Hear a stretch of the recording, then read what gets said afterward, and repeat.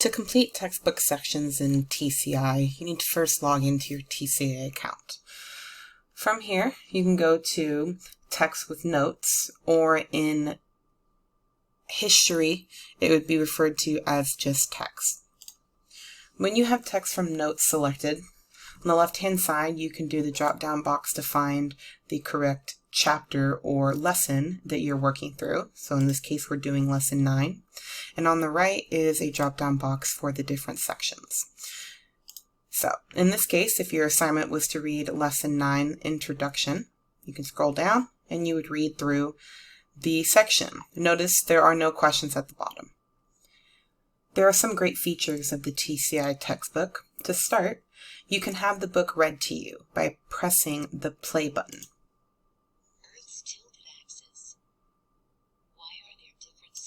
The words that are being read are highlighted. Next, if Spanish is a more comfortable language for you to read in, you can actually switch the entire section to Spanish. You have highlighting, where you can actually highlight certain sections at different colors to return to later. Or if you want to make a note about something you wrote or something you read, you can put the note here. In the main sections, they actually have the option to identify main ideas. So when this star is clicked, the main ideas of this section are bolded in blue. When you are assigned a section other than the introduction, so for example, section 1, the seasons, you would need to read through, look at the pictures, read the captions.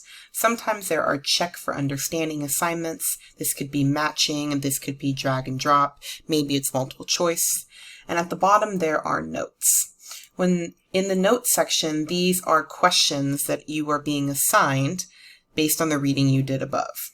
So in this case, it's asking you to annotate the calendar. So I may say, it wants you to know when the 4 seasons occur. It's even telling you that maybe you can research it using Google or in another way and label it on the calendar. So for example, I may take my pen and say, all of the,